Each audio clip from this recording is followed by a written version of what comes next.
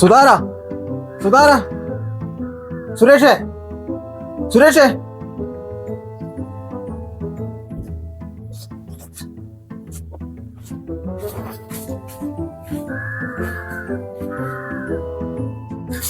ഇടേ യവന്മാർ എവിടെ ഡേ?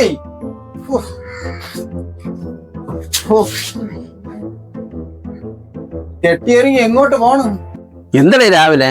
എടാ എടാ പൂജപ്പുര ഒരു കയറി താമസം വന്ന് അതിന് പോകണം. പൂജപ്പുര തന്നെ പോവാ. നീ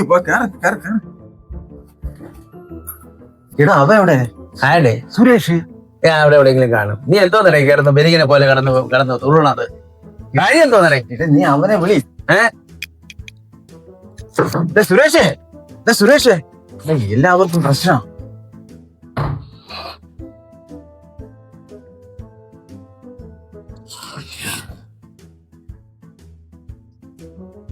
ഇടേ നിങ്ങൾ കാര്യം അറിഞ്ഞ? പുത്തരിക്കണ്ടം പപ്പനെ സീരിയസ് ആയിട്ട് മെഡിക്കൽ കോളേജിൽ അഡ്മിറ്റ് ചെയ്തേക്കാ. നിങ്ങള് 4 പേരും കൂടെ ചേർന്ന് തല്ലി എന്നാണ് അറിവ്. നമ്മളാ? ആ, പുത്തരിക്കണ്ടം പപ്പന്റെ ഭാര്യയെ പിന്നെ തല്ലിയെന്ന് പറഞ്ഞ് ചോദിക്കാൻ ചെന്നു. അവൻ ഇവിടെ ചോദിക്കാൻ വന്നപ്പോ നിങ്ങൾ രണ്ടും കൂടെ ചേർന്ന് തല്ലിയെന്നാണ് ഇപ്പൊ അറിവ്. ജനസംസാരം അങ്ങനെയാണ്.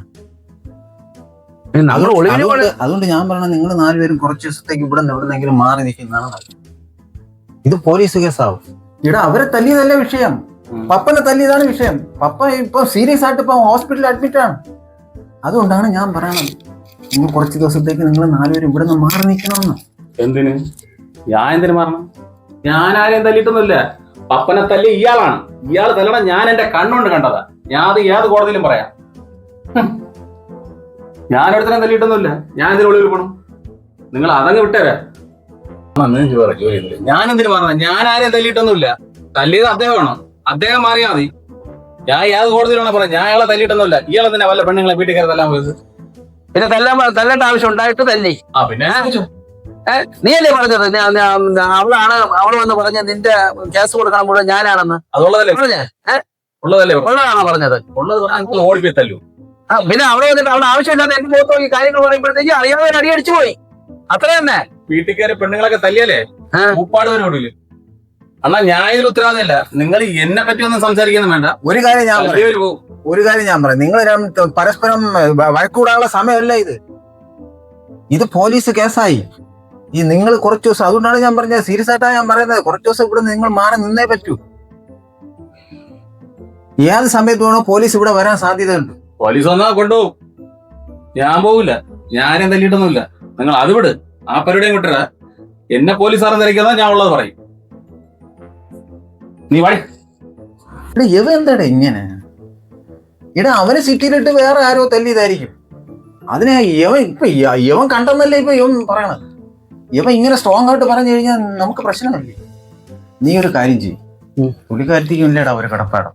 അവിടെ അവിടെ പോയി നിങ്ങൾ 2 ദിവസം കുറച്ച് എടുക്കാനുള്ള സാധനമൊക്കെ എടുത്ത് കുറച്ച് ദിവസം 2 ദിവസം അവിടെ ചെന്ന് മാറി നീ. അതാണ് എന്റെ അഭിപ്രായത്തില് നല്ലത്. അതാണ്. എന്തെങ്കിലും എടുക്ക, നമുക്ക് ഇവിടെ നിന്ന് ശരിയാവും. രവീന്ദ്ര പറയണം. രവീന്ദ്ര, അവൻ കളി തുടങ്ങി കേട്ടോ. ഇവനും പപ്പനുമായിട്ട് ഒരു എന്തോ പരിപാടിയാണെന്നാണ് എനിക്ക് തോന്നുന്നത്. എന്നെ ഈ വീട്ടിൽ നിന്ന് പുറത്ത് ചാടിപ്പിക്കാനുള്ള പരിപാടിയാണ്. അതുകൊണ്ട് നീ ഇവനെ ഒന്ന് വാച്ച് ചെയ്തോളണം, നോക്കിക്കൊള്ളണം. ഇവ എന്തെങ്കിലും പരിപാടികൾ ഇവനെ ഒപ്പിക്കും കേട്ടാ. നീ വിളിച്ചോളണം കേട്ടാ. കേട്ടാ.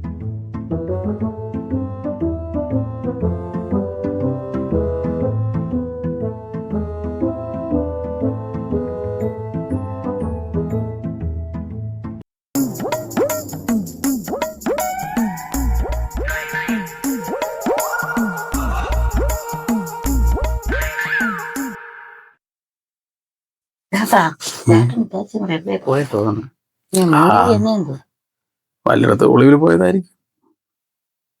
എന്ത് പുല്ലാവട്ടെ, എനിക്കറിയണ്ട കാര്യം. പിന്നെ ചേട്ടാ നിങ്ങള് യഥാർത്ഥത്തില് ചേട്ടൻ തല്ലണം കണ്ട ഞാൻ ഒന്നും കണ്ടില്ല. ഞാൻ ഇയാൾക്ക് ട്രിപ്പാണി കൊടുത്ത തന്നെ. എന്തിന് ഇയാൾ ഇവിടെ നിന്ന് ഇറങ്ങി പോയാലല്ലേ നമുക്ക് ഈ വീട് സ്വന്തമാക്കാൻ പറ്റുള്ളൂ.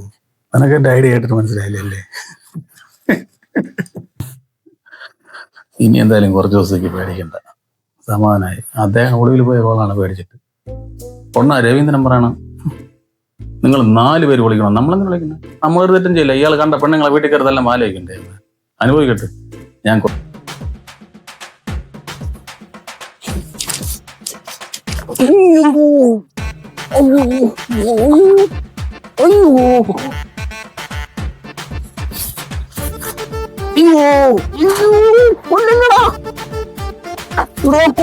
ഞാനാടാ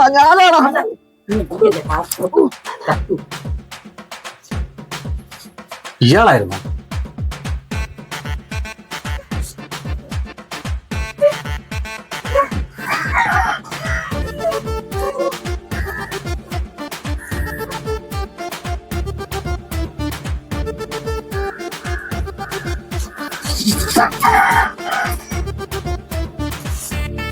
അയ്യോ സുധാര, ഇതൊരു വല്ലാത്ത പണിയായി പോയടാ. അയ്യോ ആരാ? അയ്യോ